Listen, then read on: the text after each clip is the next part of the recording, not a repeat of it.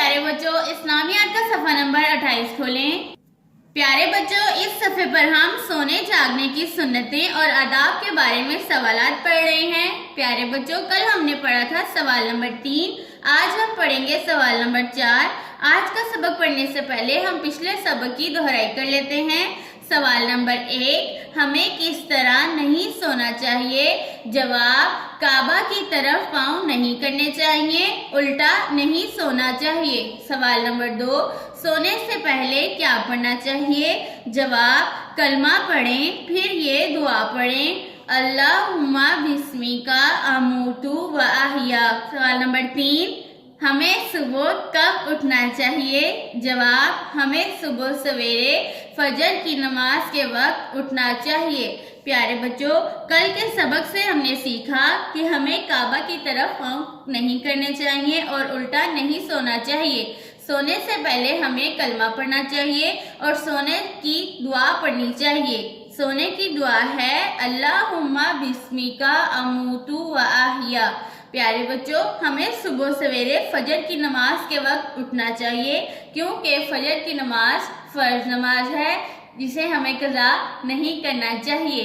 اب ہم پڑھتے ہیں اپنا آج کا سبق۔ سوال نمبر 4، صبح اٹھ کر سب سے پہلے کیا پڑھنا چاہیے؟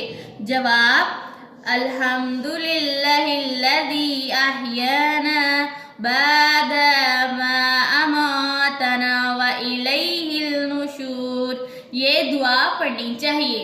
سوال نمبر 4، صبح اٹھ کر سب سے پہلے کیا پڑھنا چاہیے؟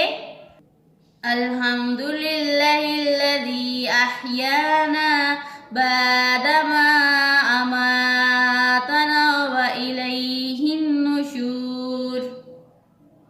یہ دعا پڑھنی چاہیے۔ پیارے بچوں یہ سو کر اٹھنے کی دعا ہے جو ہمارے پیارے نبی حضرت محمد صلی اللہ علیہ وآلہ وسلم پڑھا کرتے تھے۔ میرے ساتھ ایک دفعہ پھر سے پڑھیں۔ صبح اٹھ کر سب سے پہلے کیا پڑھنا چاہیے؟ جواب، الحمدللہ الذی احیانا بعد ما اماتنا والیہ النشور۔ یہ دعا پڑھنی چاہیے۔